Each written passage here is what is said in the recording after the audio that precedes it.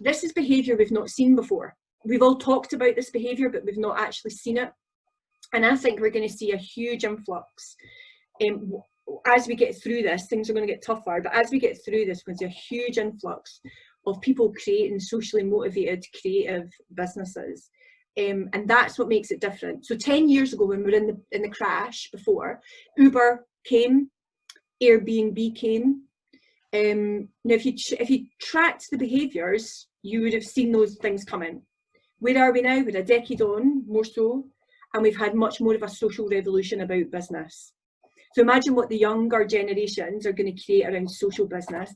Imagine what the people who are in the 45, 55, 65 plus bracket who've got life and work under their belt, imagine what they're going to create. We've got that tipping point that when I'm being optimistic, I'm loving it. But equally, I'm very pragmatic about the challenges that we're in. We're going to see unemployment like we've never seen before, and we're going to have to really dig deep around all of that. So during COVID, we're really keen to push the tools that we've got. So, you know, MedSmart's a connected device, really important to us. We're going back on TV next month because we really want that message to get out there about, you know, just take that little bit of control will make a difference to your health. We're also surveying our community. So we're just staying very close to the pulse effectively of what people are thinking and doing during COVID. And we've been amazed at how many people are willing to engage, you know, in surveys, questions, particularly 60, 70, 80-year-olds. You know, there's always this myth, you know, we're a digital company and, you know, people, I think you asked the question at the beginning, you know, what's your age profile? We go from young to old. We have a lot of young people. They might be managing contraception as a lifestyle choice and they don't want to forget, or they may have mental health issues, or they may have asthma, but we also have an older population who have a number of health conditions and a number of medicines that they're taking. Well, during COVID, those people have been brilliant in terms of wanting to talk, wanting to tell us, you know, the experience that they're going through. And we can see as a lot of people not going out of their houses. They literally are not going out of their houses, which will cause, you know, other issues in themselves, but they're being extremely compliant, and they're looking for information. They're seeking information about their own health or about what's going to be happening. So we're staying very close to our connected devices. We also capture and structure social media feeds, so we understand at an anonymous level what people are saying. So we've built out our tool, particularly during COVID, to really listen in to, you know, what is it that people are saying about medicines, what is it that they're saying about side effects, what they're saying about what they feel about COVID. And we're very much looking at first patient accounts for there, where people have actually, you know, either self-diagnosed or been diagnosed with COVID. And the reason we're doing it is really for our capabilities to show, you know, how we can use our tools, but also we always want to be patient-centric. Patient is at the center of everything we do. So by understanding the patient, we're better in terms of being able to you know, visualize our data and really be relevant at this point in time.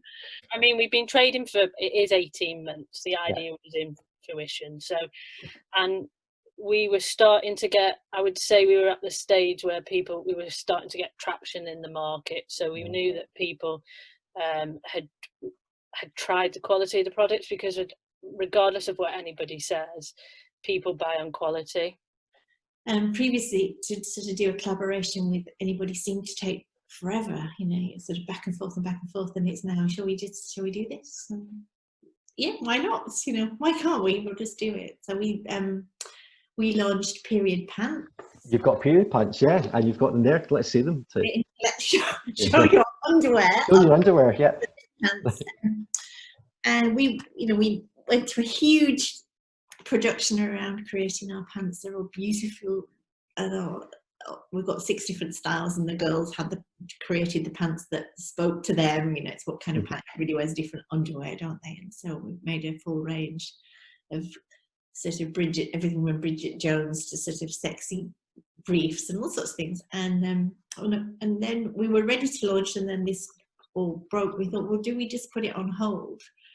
And we asked the girls, who were all dancers that were friends and families that were in the video, we asked some of our friends in communications, do you think we should put it on hold? And everybody said, no, just launch it. You know, we want something positive, something fun Yeah, yeah. And so we launched them, and they are selling incredibly well, really very, like steadily. It's like hot pants, they're selling very, very quickly. Absolutely, yeah. When you're at home, you can try something different. I'm sure everyone's doing all sorts of different things to their daily routines and eating different things and trying a bright blue eyeshadow or all sorts of things. So you can try different period products while you're at home as well. So it's actually one of my frustrations right now, is that we've been encouraged as a sector for years to become more business focused, to become less dependent on grants, and we've done that, but now we're paying the price for that, because the vast majority of the work that we do is obviously dependent on income that comes from renting out our facilities, from our community coaching offering. So all of that, as I said, has just come to a halt.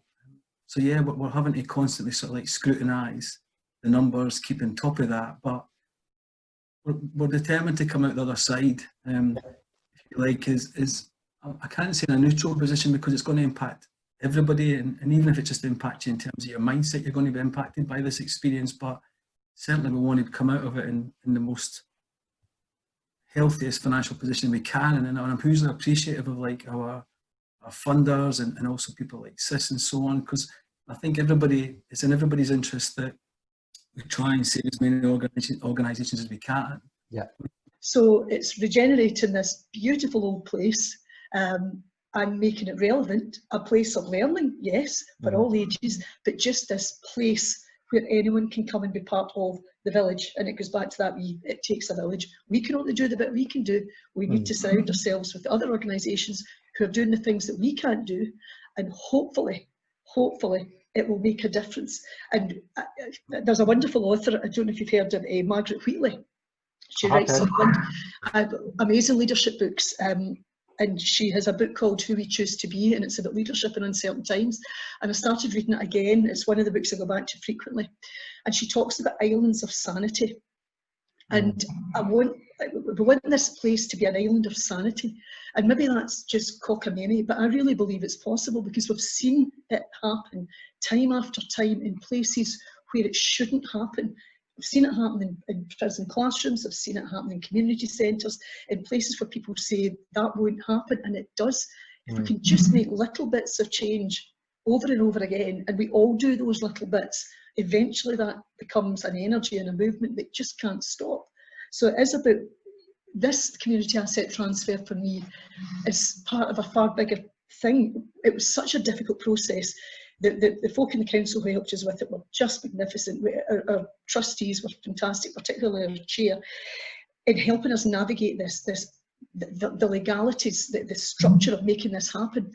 So many mistakes were made that we didn't know were mistakes, but we found our way through it. And if we can create that roadmap to share with other third sector organisations and show them we were able to make that happen with the council, with all the lawyers, with all the people who were required to make this exercise possible, we can make it easier for other organisations like us to perhaps think, you know what, there's a beautiful old building in our town, perhaps we could regenerate that, be the anchor organisation, and allow in all these other groups that could help our community.